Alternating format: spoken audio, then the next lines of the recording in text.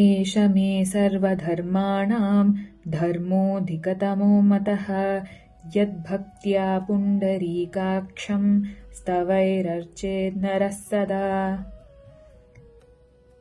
ಈ ಒಂದು ಶ್ಲೋಕದ ಅರ್ಥ ಏನಂದ್ರೆ, ಏಷ ಇದೆ, ಮೇ ನನ್ನ, ಸರ್ವಧರ್ಮಾಣಾಂ ಎಲ್ಲಾ ಧರ್ಮಗಳಲ್ಲಿ, ಏಷ ಮೇ ಸರ್ವಧರ್ಮಾಣಾಂ ಧರ್ಮಃ ಧರ್ಮ, ಅಧಿಕತಮಃ ಅತ್ಯುತ್ತಮ ಅಥವಾ ಶ್ರೇಷ್ಠ, ಮತಃ ಅಂದ್ರೆ ಅಭಿಪ್ರಾಯ, ಧರ್ಮ ಅಧಿಕತಮಃ ಮತಃ ಇದನ್ನೆಲ್ಲ ಸೇರಿಸಿ ಧರ್ಮೋಧಿಕತಮೋ ಮತಃ ಅಂತ ಹೇಳ್ತೇವೆ. ಸೊ ಏಷ ಮೇ ಸರ್ವಧರ್ಮಾಣಾಂ ಧರ್ಮೋಧಿಕತಮೋ ಮತಃ ಅಂದ್ರೆ ಎಲ್ಲಾ ಧರ್ಮಗಳಲ್ಲಿಯೂ ಶ್ರೇಷ್ಠವಾದ ಧರ್ಮ ನನ್ನ ಅಭಿಪ್ರಾಯದಲ್ಲಿ ಅಂತ ಅರ್ಥ.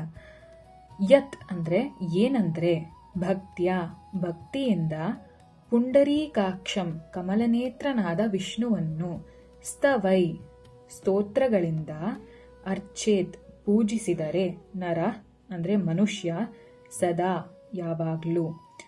ಸೊ ಇದು ಈ ಒಂದು ಲೈನ್ ನೋಡೋಣ. ಯತ್ ಭಕ್ತ್ಯ ಪುಂಡರೀಕಾಕ್ಷಂ ಸ್ತವೈ ಅರ್ಚೇತ್ ನರಃ ಸದಾ, ಇದನ್ನ ಸ್ತವೈರರ್ಚೇತ್ ನರಃ ಸದಾ ಅಂತ ಹೇಳ್ತೀವಿ. ಸ್ತವೈರರ್ಚೇತ್ ನರಃ ಸದಾ. ಇದರ ಅರ್ಥ ಏನಂದ್ರೆ, ಮನುಷ್ಯನು ಸದಾ ಭಕ್ತಿಯಿಂದ ಕಮಲನೇತ್ರನಾದ ಶ್ರೀ ವಿಷ್ಣುವನ್ನು ಸ್ತೋತ್ರಗಳ ಮೂಲಕ ಪೂಜಿಸುವುದು ಅಂತ ಅರ್ಥ.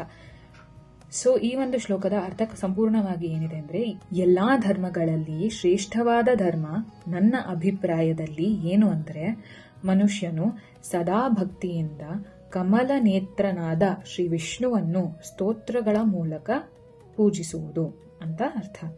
ಇದು ಏನಕ್ಕೆ ಹೇಳ್ತಾರೆ ಅಂದ್ರೆ, ಯುಧಿಷ್ಠಿರರು ಕೇಳ್ತಾರೆ, ಕೋ ಧರ್ಮ ಸರ್ವಧರ್ಮಾಣಾಂ ಭವತಃ ಪರಮೋ ಮತಃ ಅಂದ್ರೆ ಎಲ್ಲಾ ಧರ್ಮಗಳಲ್ಲಿಯೂ ಶ್ರೇಷ್ಠವಾದ ಧರ್ಮ ಯಾವುದು, ನಿಮ್ಮ ಅಭಿಪ್ರಾಯದಲ್ಲಿ ಪರಮವಾದುದು ಯಾವುದು ಅಂತ ಕೇಳುವಂತಹ ಒಂದು ಪ್ರಶ್ನೆಗೆ ಉತ್ತರವಾಗಿ ಭೀಷ್ಮಾಚಾರ್ಯರು ಈ ಒಂದು ಶ್ಲೋಕನ ಹೇಳ್ತಾರೆ. ಸೊ ಇನ್ನೊಮ್ಮೆ ನೋಡೋಣ. ಏಷ ಮೇ ಸರ್ವಧರ್ಮಾಣಾಂ ಧರ್ಮೋಧಿಕತಮೋ ಮತಃ ಯದ್ ಭಕ್ತ್ಯಾ ಪುಂಡರೀಕಾಕ್ಷಂ ಸ್ತವೈರರ್ಚೇತ್ ನರಃ ಸದಾ.